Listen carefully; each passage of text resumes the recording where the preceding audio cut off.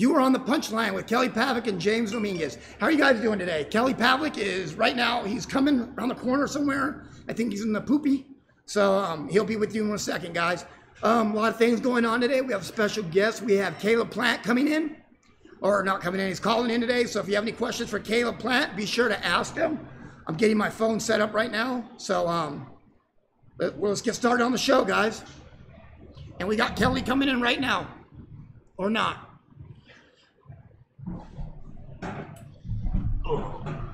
Hi guys. No, I already introed you. Important show today, so I got a little nervous. You got a little nervous today. Last second things. I'm telling you, man. Keep up on. We got a lot of shit going on. We had a lot of big fights this weekend. We had some things happen. We have a huge guest coming in right after his world championship victory. Absolutely. Caleb Plant over how do you say his name? Uztekai, Uzkaki Poo Poo, Uzcocksucker. Cockeye. Old dead leg? I don't know. Swarm Fight Team says yes. Oh yeah, Swarm Fight Team. One of Scott Marion and Swarm Fight Team. Scott Marion. I want to give a shout out to Swarm, a bunch of good guys, and Scott, who's actually working with us and helping us out now. Absolutely. So That's fun. We're kind of in we're kind of a little team effort with Swarm Fight Team and Scott now. We'll see what happens. You're going to do some big things, I think. He does. I want to thank Kelly for inviting me over the Pacquiao fight at his house and the good wings we had and me getting stuck in the snow for 12 hours. A hell of a night. I appreciate you waiting with me for 4 hours outside. I didn't know you were going to get stuck, but even if I did know, there was not much I could do at that point either. No, it was fucked up, man. It was bad. What's up, Chris? All I needed to do was get stuck right behind you. You think they can turn the music down some? Oh, yeah. Anyway, let's get back. You want to get right into the fights? Yeah, let's do it. There's a whole bunch of fights that we I want to talk about Badu Jack first. Okay. My thing on this is this. Do you think the referee or doctor should have stopped that fight? Keenan, you grab me that coffee and water. Yeah, I do. I think at 7 rounds and bleeding like that was a 4-inch gash in his head and about an inch deep. Personally, I think as being a referee that you know how a fight's going. Yes. I think that fine. Thank you so much. I think that you know that. I think you also know that really Badu Jack, he wasn't showing anything that like he was going to come back and hurt this guy. No, not at all. He was not really in the fight. You're losing a lot of blood on top of getting hit in the head and beat up. And you said that at the fight too. You made it. Or no, I'm sorry, Ricky did. Ricky said, look, if he was close, if there was close, if the fight was close, he could see about letting it go. But he was 9-10 rounds under. Exactly. So there was no need to keep that fight going like that. I mean, that's just, personally, I would have stopped that fight. I agree, Oliver. I think Tony Weeks knows better. He's a veteran in the sport. This is something, I said, maybe if you would have put spiked heels on his feet or little things, he would have stopped it or whatever. I don't know. But I don't know why you would push that fight like that. There was nothing in it anymore. Yeah, that should have been a fight that was stopped. And, Badu Jack also, I mean, I think he's been looking a little... I don't think that's the weight for him. I don't think 75 is the weight for him. Even 68. I mean, he'll do a lot better at 68. Yeah. I think. But 68 has some killers coming up there now. Yeah, they do. I mean, you're getting guys like fucking any one of those light heavyweights, the Russians, and then you got Bivol coming down. And let's go back into that Badu Jack fight, Baudet fight. Do you think that what his corner was, or what he was telling his corner?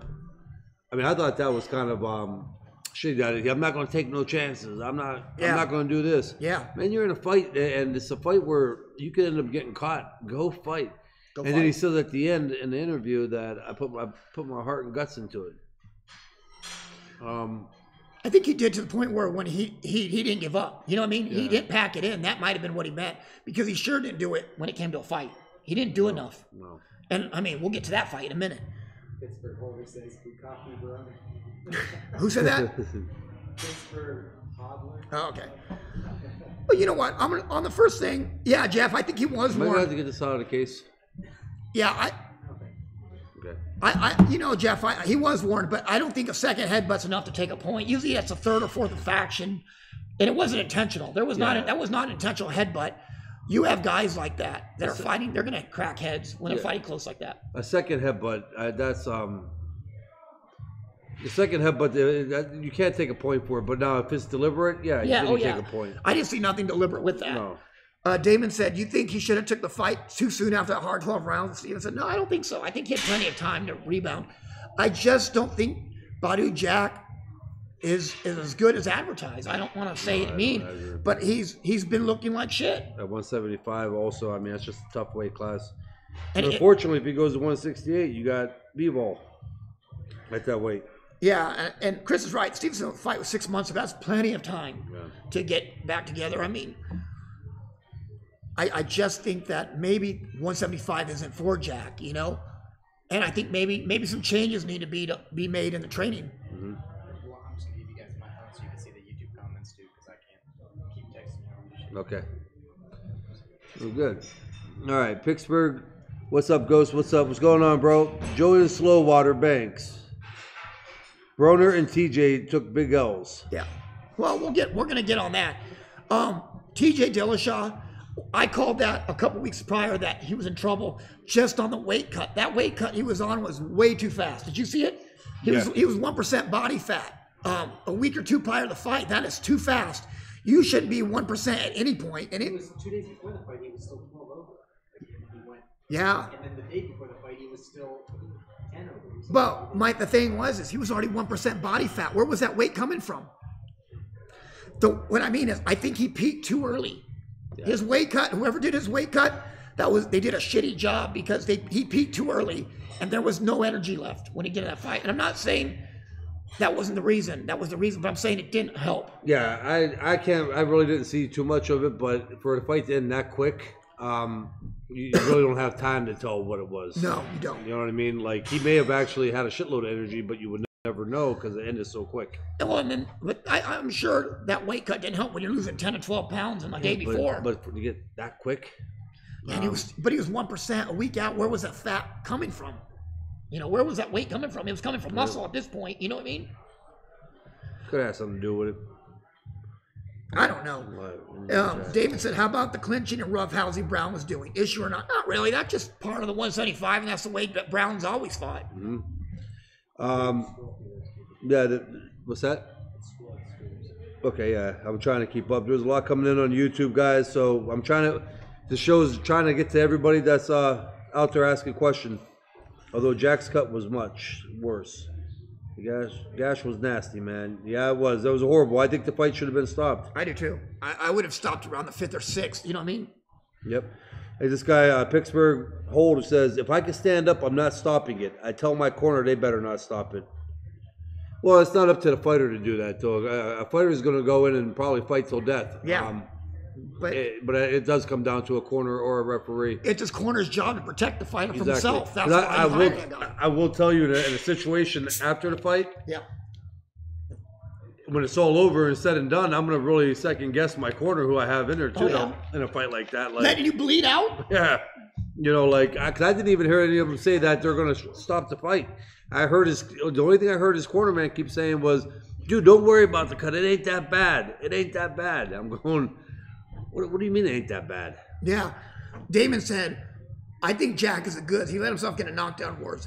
I don't know. I really don't know. He hasn't looked good in a few of his fights, or more than that. And I don't know if he is. I think Oliver's right. I think he is an overachiever. Yep. Hamud92, do you think Badu Jack at 175 was like when Kelly, you moved up to 168? You gave away size and power advantages. Not so much for me at 168. When I moved up to light heavyweight twice, I did. Yeah. Against Alfonso Lopez and Bernard Hopkins. But 168, I didn't give up much power. I think only one of my fights went to decision at that weight. Yeah. But you know what? Yeah, anytime you move up in weight, you are taking some of your power away. Until you get used to that weight class and you fill into that weight class, you're taking away some if you power. ever fill into it, you know? Yeah. But I think a lot of it falls on Jack's camp, his trainers. I don't think he's maximizing as best he could with the right people in his corner. I'm not on his corner. I'm just saying I think maybe he could do better somewhere else. Yeah. Why not give it a shot before you hang it up? You know what I mean? So he's only 35. Why not go to someone? Because, you know, he was with the money team. That didn't work out for the same reason. And then he had this past corner. It didn't seem like they were working. They were lying to him through the whole fight. They were lying to him, telling him that he was in the fight. I know. That's what I mean. There's a lot of things the corner did it. Don't like even when I was a fighter, don't fucking lie to me. Don't tell me I'm doing great when I'm down 2 rounds to 1. You know what I mean? Exactly. To say, look, you need to pick it up. You're losing the fight. This Swarm Fight team right here says, yes, James, really did call that TJ's cut was too early. It may end up being a trilogy like JDS Velasquez, where after the first quick knockout, we see 2 beatings. And it's true. I think so. I think that weight cut was huge and played a big factor because Kelly can tell you better than I can. But when a fighter's at training, there's a point in his camp where he peaks. And then there's that last 2 weeks where you try to hold that peak and you try to slow everything down slowly. Yeah. Am I right? You can explain it better. Explain it better than me. Yeah, because if you spar 12 rounds a week before a fight or 4 days before a fight because you think it's going to help you, if you ain't in shape to go 12 rounds by then, you're not going to be in shape, even if you do that 12 rounds. Yeah, you hit a peak and then you want to cut down. You want to kind of start resting because you're at your best.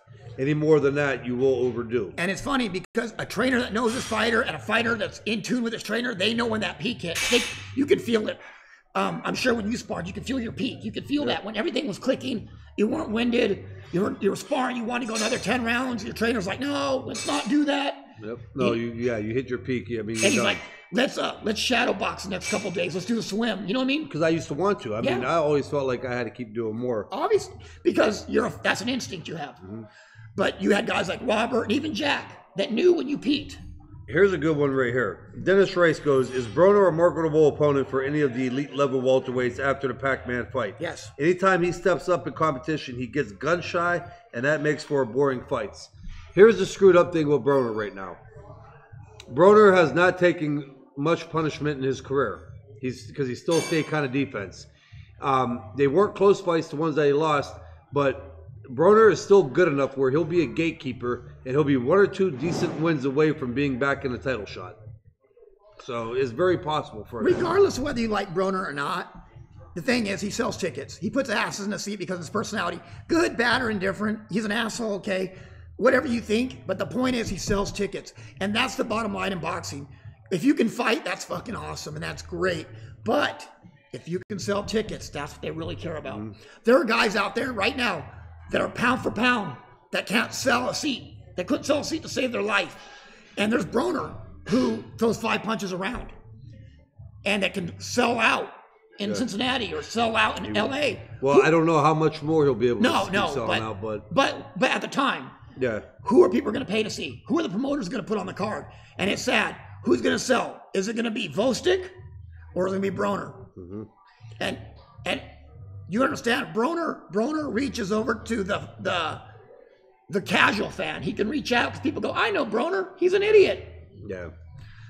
But he tries to market himself a little bit like Floyd. He's just not quite as good doing it, but he's not quite as good as the fighter. On that, I picked Broner to beat Pacquiao. I honestly did, and I had good reasons. Oh yeah, that's another one I won.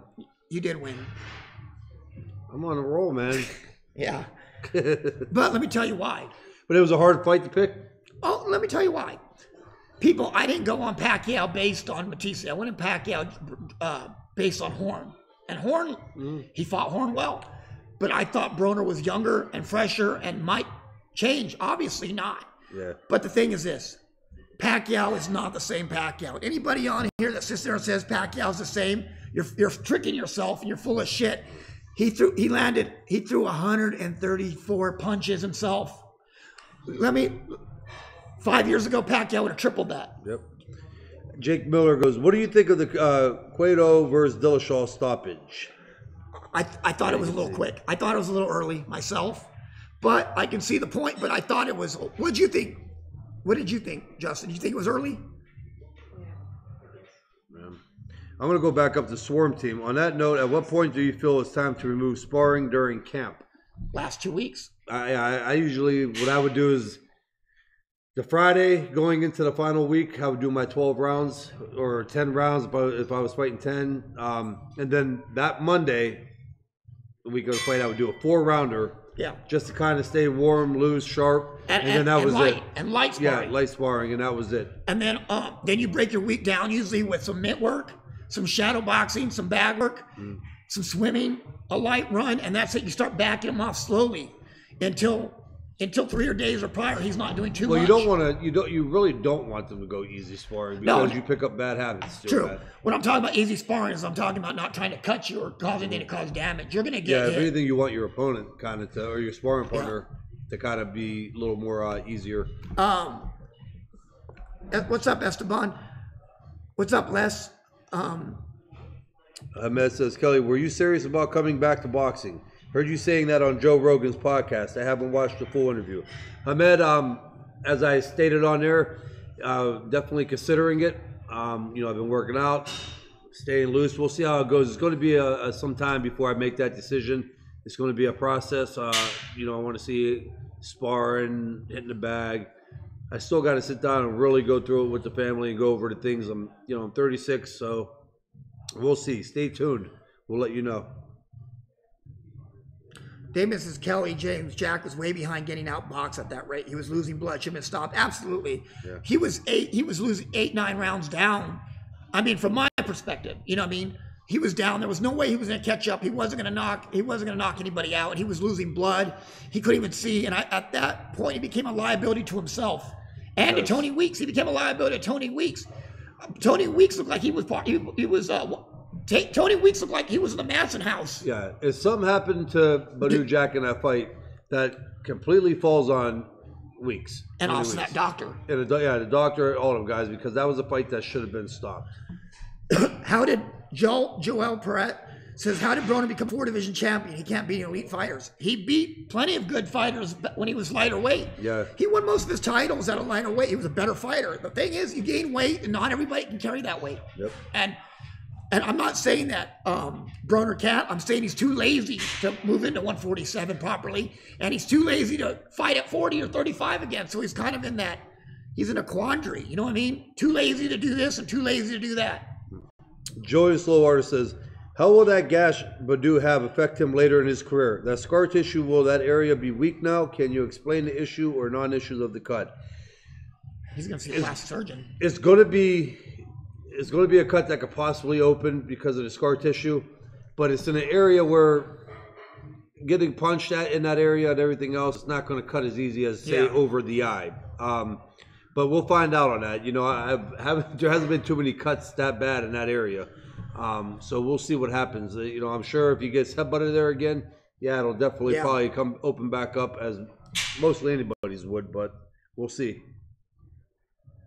Thank you, Ahmed. I appreciate that.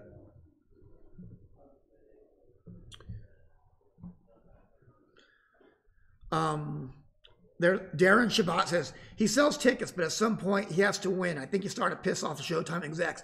I think he's pissed off the Showtime execs for quite a while. I think they've been trying to cash him out for a long time. But as long as they can keep milking $6 million paydays out of him, why not? I mean, did you also hear Pacquiao's house got robbed after the fight? Yeah, I did hear that. Isn't that fucked up? Yeah. Also, Broner did say one thing, that he was going to finish off Pacquiao's career, and guess what? He may have done that. He may have. Did you hear? Pacquiao detached retina. Yeah. But guys still fight with that. I seen a comment in here about... But Pacquiao said he wouldn't. Yeah, I seen a guy in here that mentioned something about Kenny Signorani. Yeah. There's guys, Darnell Boone still fighting with a detached retina. How's that working out? Yeah, me personally, if I was Pac-Man, I would kind of close it down now. I mean, I would. You did what you did. You went out. You beat a good fighter, even though his record don't show it. It does show it. He's 34-3. Who? Yeah, but his last couple fights. Yeah. You know what I mean? 34-4. But so yeah, you beat a good fighter. You made the money, man. Just I would pack it in and call it a night. David Smith says Broner versus Conor McGregor. Come on, man, Broner. Boxing's a whole different world. Yeah. It's a whole different world, David. But now you put Broner in a cage, Conor will ass fuck him. Yep. But that just, Thanks, Ahmed. I hope you do. Check out that podcast. It was pretty good. Pittsburgh says the way he treated Bernstein at the presser the day before was bullshit. I'm going to say something on that too, Kelly. Bernstein, and I know people love Al Bernstein, but Al Bernstein likes to go on his Twitter and talk shit. You know what? I respect the fuck out of Adrian Broner. I'm going to tell you why. Because why should he kiss these dude's ass who talk shit about him? Bernstein made a comment. Broner's biggest fight is staying out of jail. That's not Bernstein's concern. Yeah. Bernstein's concern is, can he fight about the fight, not about his personal life. There's a lot of reporters that if they were in a spotlight like Broner or Pacquiao or any of these other guys, that their stories would be out there, because we know a lot of behind the scenes shit also, that if these reporters are smart, they should keep their mouth shut. If any of these boxers took their time to dig in, they'll find some shit. You shouldn't be doing that. You know, things like that shouldn't be said. I will defend Broner on that too. Bernstein's made some shit bitch comments all the time at him, and then Broner's supposed to take it. I think Broner could have did it a little classier way. He could have. But to what extent are you a human being? Like, to what extent do you let somebody say stuff about you or put you down without saying something back? Especially when they're no angel or they're nowhere near on the level of popularity that you are, and they don't work hard. You got to remember, Broner makes his money and his living literally himself. These guys make their living off of what Broner's doing. Yes. What other people are doing is how they make. So it's not fair. Well, and you know what? You're one of the biggest victims of that. These writers have talked. No, we've seen it. These writers have talked shit about you. They've wrote stories about you. Yeah. And when they see you, they see us in New York. They want to hug you and tell you how you've been. You miss them, knowing that they shit on you and run you through the fucking dirt. Yep.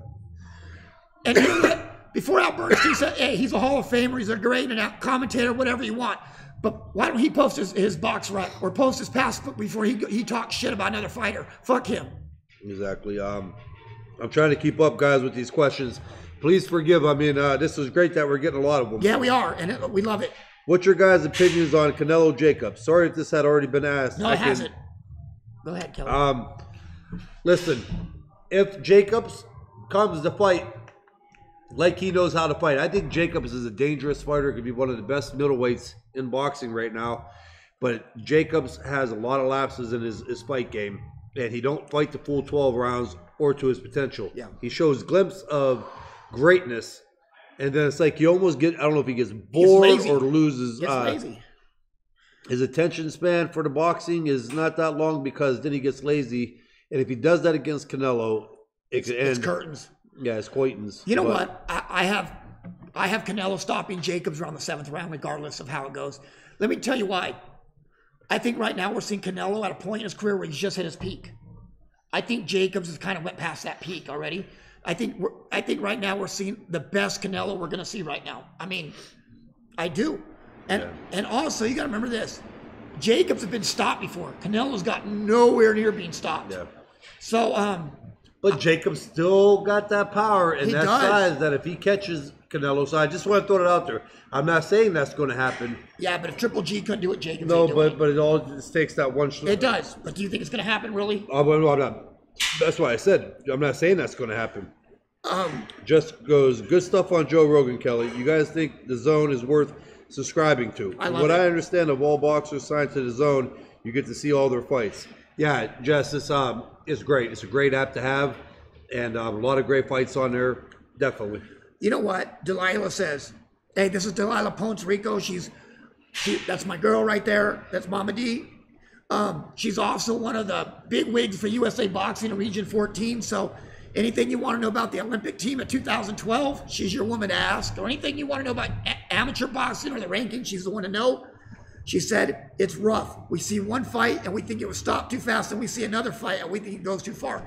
Yeah, and it's all... But I think this fight was easy to figure out. Yeah, Delilah, I mean, this one was a no-brainer. When he was spurting blood 3 feet across the ring, I think it was, you know what I mean? Yeah. Kelly, who do you guys, from Hamed 92, who do you guys favor in a fight between Joshua and Wilder? And did Wilder's fight with Fury change your mind? I got Wilder. Yeah, I got Wilder still also in that one. I think he beats Joshua. It didn't change his mind. Fury's a awkward guy. He's 6'9", plus he fights tall. He does fight tall. He's got good reflexes for his size. And, you know, if he fights Wilder again, I don't know. I probably won't take a pick in that fight due to the fact that I think that he has a good chance of knocking out Fury. Damien wants to know, Kelly, is Pac in top 5 welterweight contention with this win? Does he make a dent now? No, I don't think he's in the top 5 welterweight. Pacquiao? I think so. You would put him in top 5? Welterweights? I got him in contention. What is if you wanted to do it? I wouldn't do it if I was Pacquiao, but I think any guys in the top 5 beat him. he dominated the fight against Broner. Yes. But I think anybody in the top 5 would have dominated Broner. Oh yeah. Okay, Crawford, Spence, Thurman, Mikey. You got to remember, Pacquiao made a name for Porter. himself. Pacquiao is a huge star. He is. And deserving. Yes, of course. And but 41's 41. I know, but that's not saying I don't think he'll beat these guys by not a chance. No. But he deserves a shot. Well, that's what they're asking. Yeah, Will he beat these guys? No. No. I thought you asked if they deserved a shot. He deserves a shot, but he has. There's literally no chance. No, of him there's no beating, chance. of beating a Crawford. No. Or a Spence, or a Garcia, or a Porter. He lost his power at that weight also. I mean, he's not a knockout threat. Yeah, I don't. You got to understand, he's going to be older. Dennis said, "Is Broner's problem with his trainer, or is it confidence?" I think it's him. I think it's what's between his ears, Dennis. If that's what makes sense. Caleb's calling in 5 minutes too. Okay. I think it's what's between his ears. It's not his trainer, because he has a good trainer, and it's not physical. It's mental. Something's going on up there that, and maybe Kelly can answer that more too. I'm not. That's not my job too. Fluidify says, would just like to ask your opinions on the general trend of our U.S. boxers going pro very early. We seem to be falling away in the world boxing scene. Countries like the UK and the Ukraine tend to stay. I like the UK, but I still, you're getting guys out there now, but United States is still far, in my opinion, more advanced. Well, Ukraine now, on the other hand, yeah, they're bad boys. They can fight. Well, also too, he's asking about the amateur program. Let me tell you why these people stay in the amateurs a long time. And Delilah's on here; she can answer too. The U.S. does not support their amateurs like the Russians do, and the British and Ukrainians, the Russians, the Cubans. They have systems of support for these fighters. You get these amateurs now that they're not getting paid. They're coming out of their own pockets to travel for the most part, right? Well, you got guys like Lomachenko and guys coming right in there fighting for world titles too. And some of these promotional groups are putting these guys in contention very quick. Yeah. Top rank don't. So. No, but yeah, exactly. And also, Lomachenko was a rare breed because he already had 2 gold medals and won 4 world championships. You know what I mean? But no, I think that's a big part of it. It's almost like the Claret and LeBron James. Yeah. Claret seen LeBron go right into the pros and make all that money, and he wanted to. And, you're getting a lot of these guys and kids coming in, and you get a lot of these promoters that are pushing these kids faster than what they used to do. Yeah. Darren says, I think if Khan winds up losing to Crawford fight, they're going to make Khan and Broner. You know what, though? Kelly, I'm going to tell you on this. I don't think this is as easy as people think. Khan and Crawford is not going to be easy as people think. Crawford's not just walking through Amir Khan. I'm going to say it. Yep. I'm not saying Khan wins. That's not what I'm saying. I'm saying don't be surprised that you're going to see a war in this fight. Nick Filipowski goes, Crawford might be in for a rough night against Khan. And Nick, that's what we're saying now. I agree. Actually, I keep saying, I think if that fight goes to decision, I'm kind of leaning towards Khan in that fight. And Crawford right now, I moved him up very close to the pound for pound. I got him number 1. I got him over Spence now. But Khan hasn't lost. I understand he's got a glass chin and he got knocked out in his fights, but that's the only reason why he lost. He was winning those boxing-wise. I just see it hard anybody outboxing Khan. I truly do. Esteban, so I heard we might see Broner versus Lipinets. That's a fight Broner don't want. Lipinets is tough. Physically strong. If you go to Mikey's interviews, Mikey will tell you Lipinets was the strongest fighter he ever faced.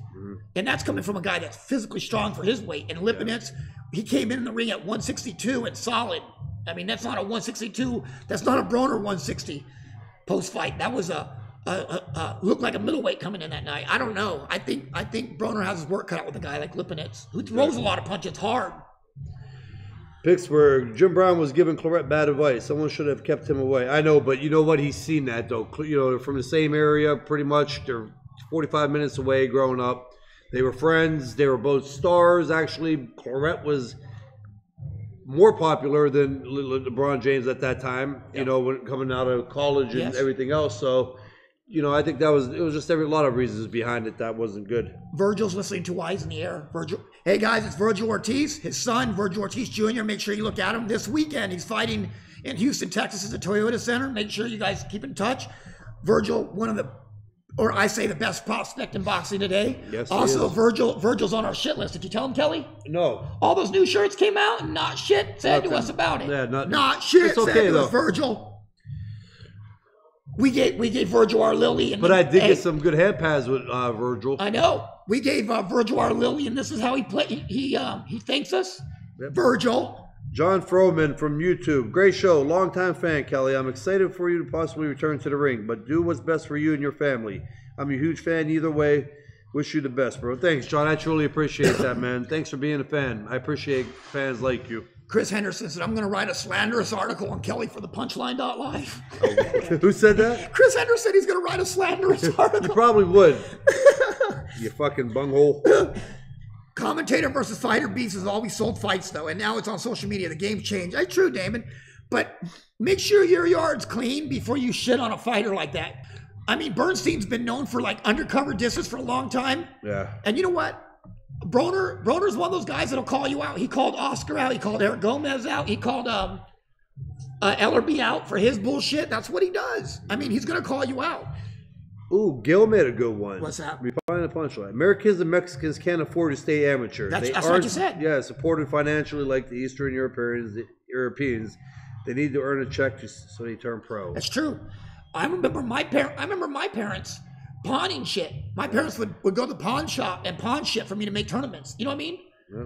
And I mean, it's sad because at the time I wasn't on the national team. Thank you, Hector. We got Caleb Plant calling in, guys. Caleb. Hello, hello. Hey, you're on the punchline with Kelly Pavlik and James Dominguez. Thanks for having me. Oh, no problem. How you feeling? Doing good. All right. Well, we saw your fight, and we're very proud to watch your win. What a great win. Yep. Yeah, guys, we're just letting you know right now we got Caleb Plant on the phone right now. Coming off a big victory. The world title, IBF world title. So how's it been after the title? How's life? Going a little fast? Moving fast for you? Yeah, it's moving a little bit quick, but you know, I created this moment. Yeah. I made this moment, so it can't be bigger than me. Yeah. It can't be too much. But I'm enjoying it. You know, people are excited. My family's excited. I'm excited. So yeah, feeling good. Yeah. Has it kicked in yet? Not fully, I don't think. Yeah. It's probably not for a little bit. How long did it kick in for you, Kelly? Shit, it took me about 2 years. Right about the time you lost it. Yeah, right? So, Caleb, I'll tell you what I was impressed with mostly was your ability to adapt. I saw your opponent was coming in strong, and the way you adapted was leagues farther ahead than I thought you were. I just want to give you credit for that. It was amazing. What did you see him doing that made you kind of adapt to that plan B and plan C? Well, you know, we knew he was a rough, tough dude, and we knew he was rugged. He was going to come forward and cut the ring off and try to win. And, you know, I knew I was going I knew, like, my feet, my hands, my boxing IQ, I knew all that was better than his. So, you know, you got to take what they do best and take it away from them, and you got to take what you do best and you know, Maximize it. Yeah. apply it. Yeah. So, you know, we had a loose game plan, nothing too strict, but a loose game plan and go in there, just stay relaxed and make adjustments as needed. Yeah. Was he a really strong fighter, and you think maybe that, you know, the strength going down the later parts of the fight, because you got a little tired towards the end of the fight, you think that was a lot to do with it, trying to stay away from, because he looked like a physically big, strong guy? Physically, he wasn't stronger than me. Yeah. I think just early on in the fight, I set a pace, a really high pace, you know? Yeah. And, you know, I'm only 18 fights in. I gotta, you know, I'm gonna just continue to get better. I'm gonna continue to sharpen my craft, sharpen my tools, hone in on my craft. And I think the biggest thing was just setting a really high pace early. Yeah. And, you know, you got that 12 rounds under your belt now, so a lot of times that's a mind thing going into a 12-round fight with a lot of fighters, and especially being that early in your career. But now that's a good thing to know, too. You have that confidence part of it, that you know you could do the championship rounds. You know what I mean? Yeah. So that's Yeah, important. absolutely. Hey, champ, we Absolutely. got a lot of people on here that are always interested in training methods and your diet and stuff like that. What were some of the things that you've changed compared to your other fights? Did you stick to the same kind of plan, or did you change things up training wise? I didn't really change things up, you know. I feel like people, they get to a big moment, they feel like they got to change a bunch of things and do things. Oh, you can cuss all you want. We're good with it. Yeah. And you know, but we didn't really feel the need to change too much. You know, of course, with the moment, I wanted to train harder and keep going. And if anything, a lot of times my trainers had to pull me back and kick me out of the gym. Yeah. Because I like to just keep going and going. So luckily, I got a good team around me who knows when to pull the plug. We work hard for all our fights, and yeah, this is the beginning. So we're really just getting started. Well, also too, I've noticed me and Kelly before a fight, we'll watch a few of your couple, 2 or 3 fights prior, and that's how you look now. And I was telling Kelly that you actually sat down, you looked a hell of a lot stronger this time than you have in your past couple fights, to me, like physically stronger, and you were hitting a lot harder. And I was wondering, what did you add? You know what I mean? To just, I don't know, where you were snapping his head back with shots. I was like, wow, he's sitting down and actually wanting to take this guy's head off. Well, being in that moment helps. Yeah, oh, I'm sure.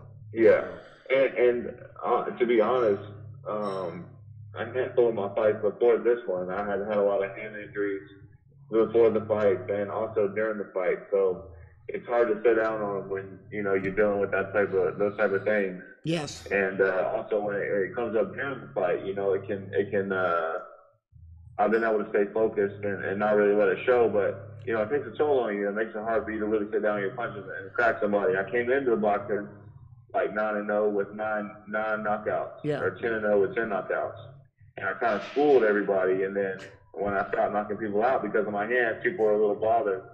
And but you know, we got the hand situation under control. I came in 100%, and I was just able to do what I had done early on a little bit more. I know you probably didn't notice it, but I know when you start knocking a lot of people out, you also start hitting a lot of things hard after that, like the bag, the pads. You know, you kind of. I did. I used to get in that habit. I was 8-0 with 8 knockouts at a point. I at one point got to 11-0 with 11 knockouts. I kind of threw boxing out the window and was like, fuck it. I'm hurting everything. And the hands, you know, when you're a heavy puncher, or even if you got good pop, the hands ain't made to do what we do with them. And, you know, and injuries happen and soreness and things like that. How were your hands in that fight? Did you have any issues? None at all. I never had any. My hand that I broke before the fight, it held up just as I thought it would. You know, it didn't give me any problems. There was no bumps or bruises afterwards. So, you know, I was really happy about that. That was the first time in a while that I'd come out of fight, my hands be healthy. Yeah, well, that's good, man. That really is. We rooted for you in that fight. You know, you're one of our favorite younger fighters coming out. I mean, you're not even young anymore. You're world champion, but I remember following you as a prospect. Yep. Hey, we got a YouTube question from Julian Slowwater Banks. He wants to know. He goes, Caleb, was you surprised at how tough I can't pronounce his name. Kagati got up off the canvas twice. I'm pretty sure we all knew that they was gonna be tough, but the first time I know I dropped him, but I knew he still had his wits about him. I knew he still had his legs, and so I didn't want to jump the gun too early. I just wanted to stick to the game plan and stay composed. Yeah. But the second time I knocked him down, I knew I set him down pretty hard, and you know, he got up. His legs weren't too stumbly or anything, so. He was a tough guy, but we expected that going in. Yeah, and I wanted to mention to some of the listeners, too, it's a fine line when you hurt somebody in boxing, because you got to realize, and a lot of fighters do, that you also, depending on when you drop them, you got a lot of fight left sometimes. And it's that fine line, like, yeah, do you want to get them out of there? Yes, you absolutely do, because the longer a fight goes, anything can happen. But you also, in the back of your head, got to put in there, too, that you can't overdo it in case you don't get them out of there. So it's tough when you have somebody hurt, and it's sometimes tough for a fighter to know how to react to when a fighter gets hurt. And and I honestly, I'm not just saying that. I think you did a good job of that in that fight with that, though, without overdoing it. and blowing everything, you know what I mean, and keeping your energy. Or trying to push for something that wasn't there. That wasn't there. Was huge. Exactly. If I felt like his legs were a little more wobbly and, you know, his eyes looked a little more glossy, then I would have jumped on him and tried to get him up out of there. But I felt in my heart like, you know, he still had his wits about him and he was still, you know, he was still intact. So I just didn't want to force it or push it. Exactly. And you know, Caleb, you as you know, as experienced fighter, world champion, what do you see when you hurt a fighter? What's the first thing you notice when you hurt a fighter? What kind of things let you know that you have them? If I see their knees buckle and, you know, they kind of look like how we always say, like a baby deer, you know, if their legs are kind of bouncing around and they can't find themselves, then I know I can jump on them and, you know, I trust my natural instincts, my defense, and to keep me safe. And but yeah, if their knees start, you know, bouncing around, I know I can jump on them. And I know a lot of people weren't aware you had a great amateur career too. You were a 2008 alternate, right, on the U.S. Olympic team. 2012. 2012 alternate, yeah. That's cool. And then won the Golden Glove Nationals as well. So. How many fights did you have, amateur fights? Like 117. Okay, about the same as you. Yeah, right around there. Yep. We got another one from YouTube. Hector Roman. He says, Caleb, are you concerned with scrutiny that comes from working with Snack, like criticism Mikey Garcia is getting working with Victor Conti? I am not. I've been scrutinized my whole life. I've been, you know, I'm not supposed to be here. Yeah. I was never where I come from and who I am and the things that have happened. No one. A lot of people knew that I'd make it, but a lot of people, you know, they talk down, and you know, there's always going to be naysayers and haters and people who have things to say. I can't be caught up in what everyone else has to say about me and what I'm doing or what I'm involved with. Because if I was worried about everyone saying, I probably wouldn't be here talking to you guys. Yeah, true. And listen, you know this now. You've seen a lot of it, Caleb, and it's never going to end either. So you're right. You can't fall into it. I've been retired 6 years and I still get it. So it's just one of them. It's one of them things, man. Yeah. So you know, it's unfortunate what happened with Willie, but I can assure you that, you know, Victor at one time, he may have been on the wrong side of things, but he's changed his life around for many years. I agree. And he's been doing a great job of not only helping athletes supplement wise, but he pays for a lot of people's tests in boxing. He pays for a lot of people's tests to make sure that the sport stays clean. So if anything, he's helping clean the sport up. Well, you know what's funny is a lot of people act like that this is new. He's been working with Mikey for 5 years. And people are acting like this has just come about. He's been providing the supplements for Mikey for 5 years now, and Mikey's never tested positive for anything. I think after that point that they shouldn't even have anything to say at that point. If you've tested negative all these, you know, for 5 years now. Yeah.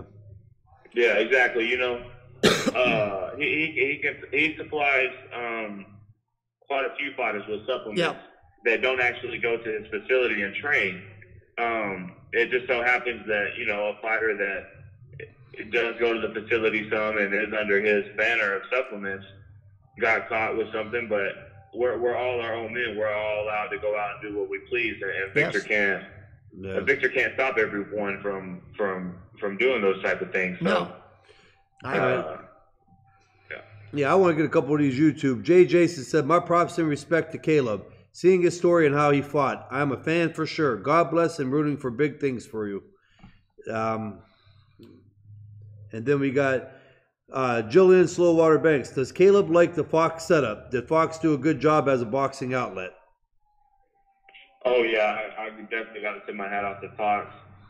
The deal that PPC and Fox has together is something it's something major. I mean, it's something major. It's a huge platform for us boxers to display our talents.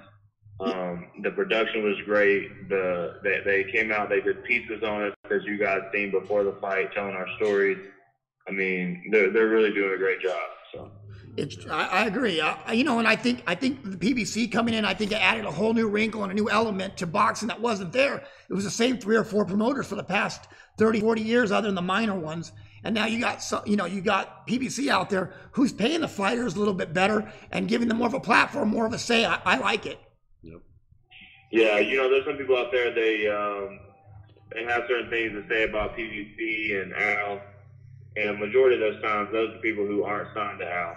That's you all. don't hear too many. You don't hear too many people underneath Al or PVC with too many complaints. Well, you're right about that. You know what I mean? It's always the people that are signed by someone else that's doing the complaining, or people that have no idea of the situation doing the complaining.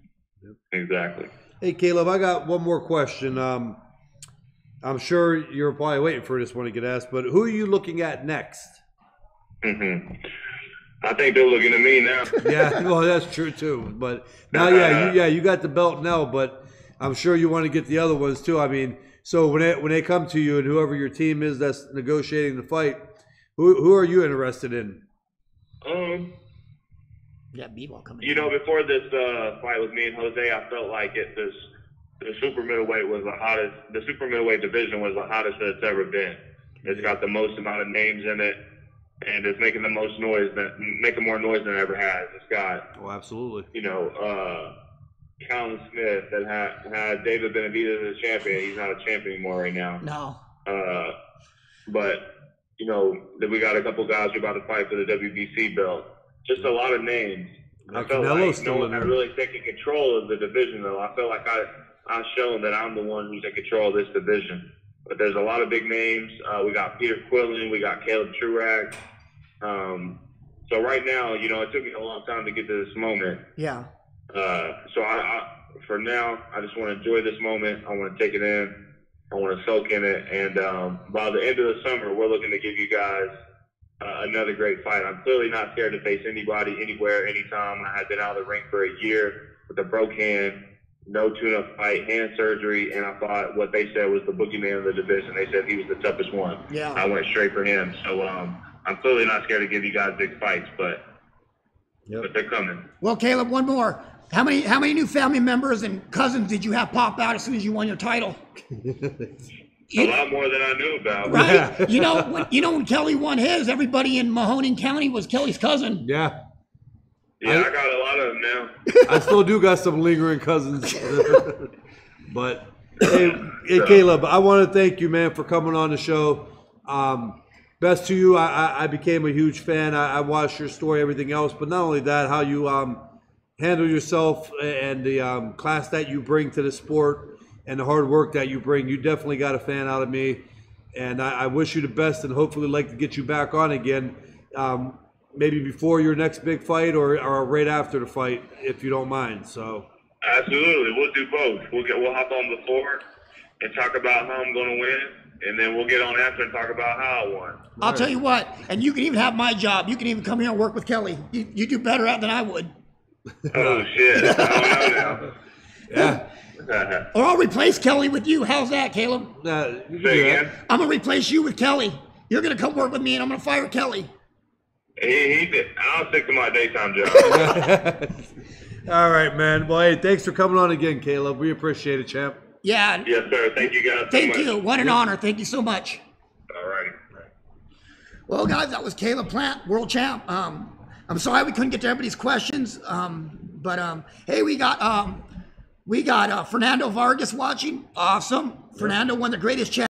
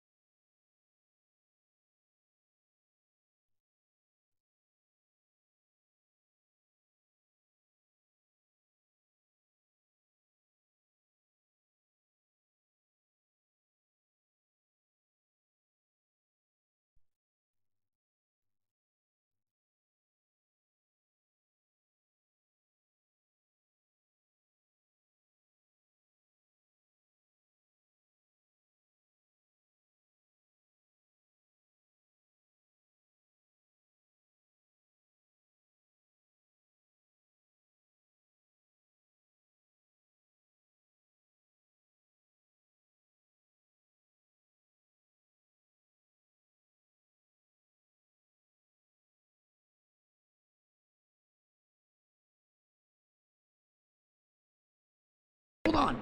Can you hear now? Is it? Can you hear? What? All right, guys, we're back. All right. Well, let's get back up, guys. We're back on the air. Yeah, we got something happened. The mic got bumped or something, so we got it fixed. Awesome show. Did you bump it? Oh, it's okay. But yeah, yeah, and YouTube guys, we usually don't have guests on that much because the show's formatted for the listeners to ask questions. But when you get an opportunity to have guys like Caleb on, we got to do it. So sorry if we didn't get to a lot of the questions that you guys were asking. Well, Fernando's on. Fernando and Roger Romo are on. Oh, Both, awesome. both my fam are on today, and one of the greatest champions ever in history to me is Fernando. Yep. And he's on. So, and his sons are going to be animals. Oh yeah, dude. Talk about amateur boxing in the United States. You got two guys there. Emiliano Yeah. and Amado. Yep. Emmy's ranked #1 in the country right now in 3 Absolutely. weight classes. Can you imagine being ranked 1 in 1 weight class, but being ranked in the 3 above Exactly. you? I mean, so that's what you got to look out for. Julian Slowwater from YouTube says, Mr. Pavlik, can you talk about Affliction? Your shirt sold like crazy. Caleb's were wearing your shirts. Celebs were wearing your shirts. What happened with them? Whatever it was a mistake on their part. Yeah, well, I retired first of all, but I think Affliction slowed down a lot also. I don't even really know if they're still making shirts. I They think are, but they are. it's for a different crowd. It's for the BW3 crowd. Yeah, so yeah, they started teetering off a little bit also, but you got to end. It was a good run with them, and yeah, the shirts were badass. Yeah. Gail said this show is a hidden gem in boxing. Thank you, Gail. Oh, appreciate Thank you it. guys for listening.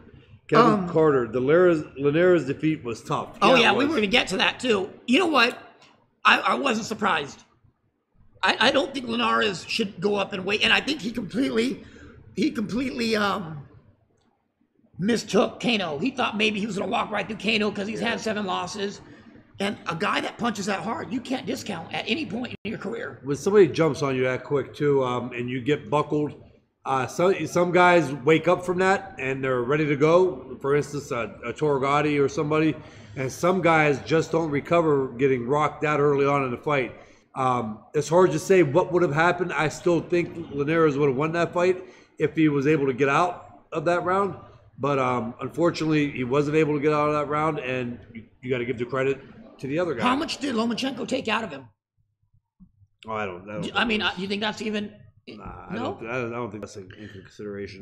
Does Marcus Brown beat Vostik? Damon wants to know. I said no, absolutely No. not. I think Vostik is the class of that division. I have to say the same thing. And What's up, Bobby? Roger said James and Kai are practicing their meme routine. Dwayne said, "Did you guys cover the Boo Boo Andrade fight?" We did not cover it. We've been saving all of our ducats for Mikey and Errol in Dallas in March. We're going to, and you have an interview in New York City. We're going to be in New York City on the 24th. Yeah, in 2 days. We're going to be in New York City for the day. So if anybody in New York area wants to say hi, buy us lunch. Fluidify Art says, "Who do you guys think are some of the under the radar prospects coming up that can be special?" Oh shit! I don't have enough time in my day to really watch too much of that, but Well, you got Virgil Ortiz. well, You got Gabe Flores Jr. I don't think Virgil's under the radar though. No, but I think he might be under the radar for he might be under the radar for a lot of like casual fans. You know what I mean? Gabe Flores. I think Gabe Flores Jr. too. I think there's a lot of good fighters out there that are young. Yeah. Scott Best had a question. Yes. And stupid question, and it is, but it ain't. Is there anything in training to help yourself get your head straight after a knockdown? Experience. I used to see guys. Yeah, experience is the only way. I used to see guys. Spin. How many trainers would have their guys do spin in a circle and in shadow box? That's an old Cuban thing. That's an old Cuban thing they used to do. That's no. Scott, the best thing you could do is just be in great shape. If you're in great shape, you tend not to being hurt like that doesn't hurt as much if you're in really great shape. Like it showed when Floyd got hit by when Shane Mosley hit Floyd. If it wasn't for Floyd's conditioning, I don't even know about that. It's hard. Here's my take on it. Yeah. When your brain takes a pound like that and rattles, yeah, you can have the best legs in the world. you're going to go down if you get hit the right way. Yeah. But where conditioning comes into play is how quick quicker. you recover. And that's what Floyd recovered quick. Exactly. So because that next round he beat the shit out of Shane Mosley. Exactly. So recovery, being in tip-top shape, helps you recover from the knockdown. And that's true. Another one, Mario Barrios is coming on next week, 140 pound, and he's an up-and-comer too. I forgot all about him. What is he? I think he's like 14-0 or something like that. He's coming on next week. Going to the Thurman Lopez fight this Saturday, do you think it'll be competitive? Absolutely. I think for anybody to look past Josecito Lopez is a mistake, Darren. Josecito has been known to finish off guys that he shouldn't be beating. Hector Roman just said, I think they're sleeping on Josecito. Josecito can punch. Anybody that's in Robert's gym will tell you he breaks ribs in there. You know what I mean? He's just a hard puncher. He's 22-0, okay. Noah Hunkin says, how does Marcus Brown stack up with the other big players in the light heavyweight division? I think he can. I do too. I think he stacks up fine, but I think his size. But I think that that division is full of monsters. When you got Vostik and you got what was the other Russian kid? Better Beef. And fuck. I mean, you still got maybe. You got Bivol. Is he 75 or 68? Yeah, Special K. Yeah. Kovalev's still floating around. We'll see. He hasn't knocked any women out this week, right? Yeah, I don't know. But I do. I think he's still a contender, though, he's still very relevant in that weight class because of his size and his boxing ability. Damon says, does Broner make a difference if he draws back to 135? I don't know, Damon. I don't know if he can make 35. 140 killed him when he was fighting Mikey. That was an ass kicking for him. I know 38 about drained him, didn't it? Exactly. Pittsburgh Holder says, who's the best fighter out of Youngstown right now? You still got Papo Salinas that's fighting pro and staying involved in his career. I think there's some amateurs that are really good. There's some amateur guys coming up right now. Give it a couple more years, and I think we're really going to see some talent. Right now, I think Vinny might be the best. Jay Jason says it's still Kelly Pavlik. Well, I'm not officially back yet, but thank you. But when you do, it'll change. But right now, it could probably be Vinny O'Neal at the time. Right now, you know what I mean? I'm just saying, it's probably Vinny O'Neal at the best fighter at Youngstown right now. Gail Lynn said Bivol has made it clear he'll only drop to 168 for Canelo. That's it. He has. He said 68, but also I think that his team was telling us that 68 is probably more way to go, since he's only going to 78, 80 after 30 hours after weigh-in. He's having trouble maintaining 75 because he don't walk around close to that. Hector, oh man, are you ashamed of Broner being from Ohio? No, man. He what he's doing for the sport, he fights, he goes in there, he puts his health on the line. Am I a fan of some of his shenanigans? No, I am not. But I'll tell you what, Broner loves you, Kelly. Yeah. Every time he sees you, he acts like he's one of your kids. He hangs on your leg and your hips and shit, doesn't he? Yeah, I know he's cool.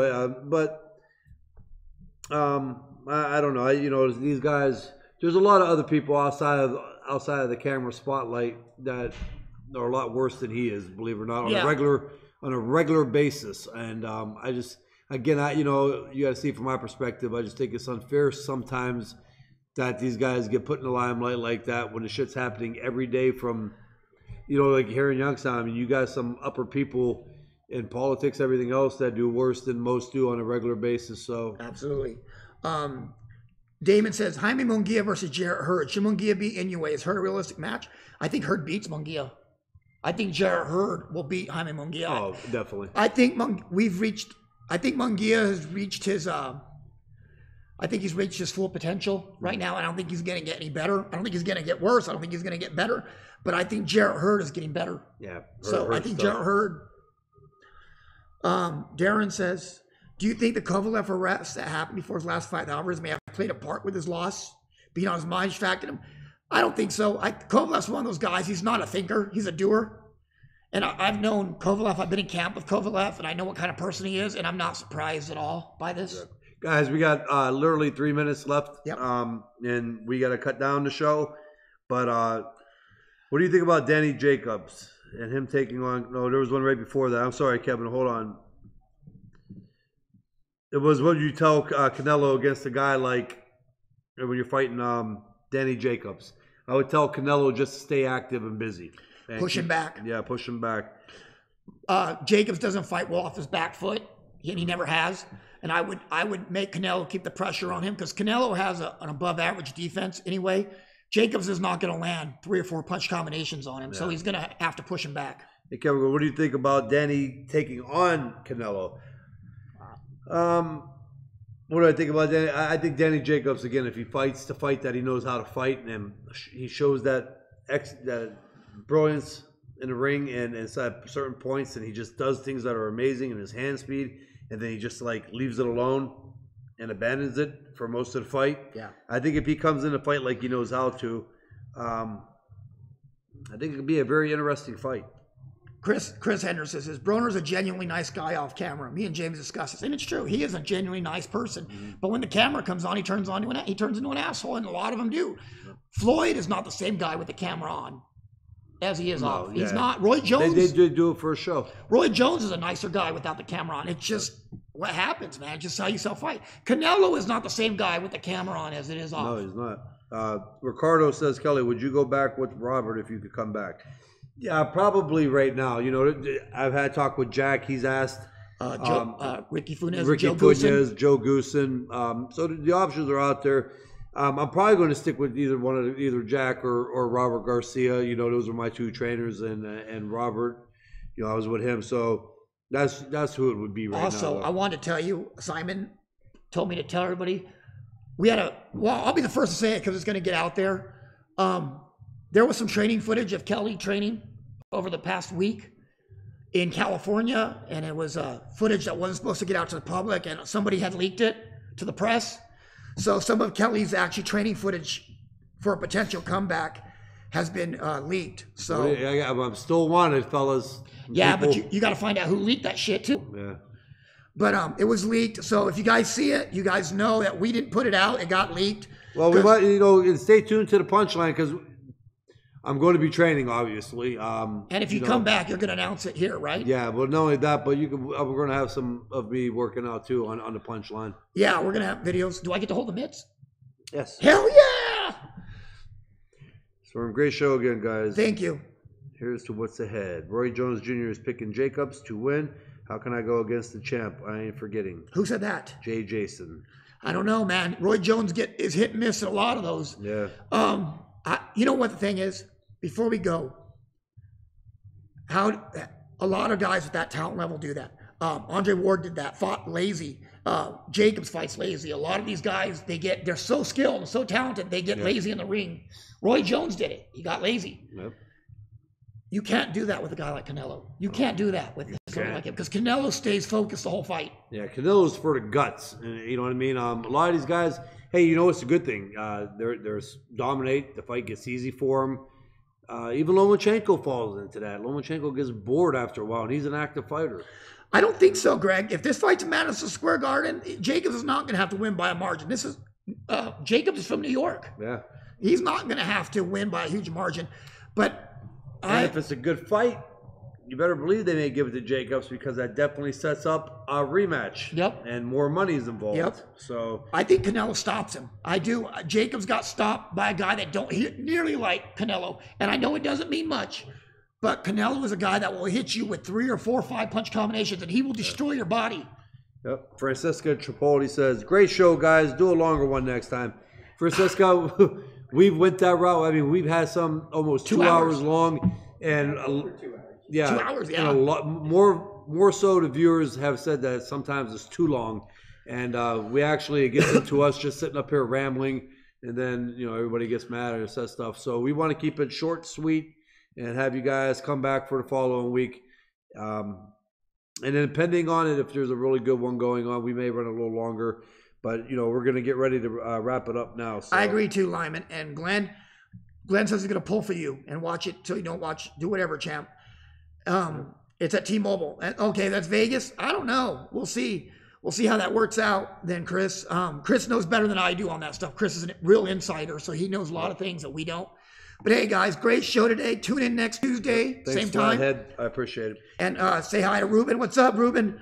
And we will catch you guys all soon. Yep. And subscribe, share, like, ring the bell, ring ding, that ding, ding. fucking icon thing, right? Yeah, the bell. Yeah, and share. Hey, quit ringing that bell.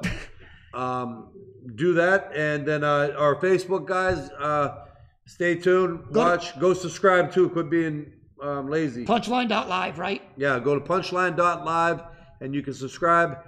And again, I know, Hector, I'd like to get to that, bro. Stay tuned to next week, and we have a good guest coming on, and we'll have more to talk about. And you guys can throw your questions out there. All right. And after these messages, We'll be right back.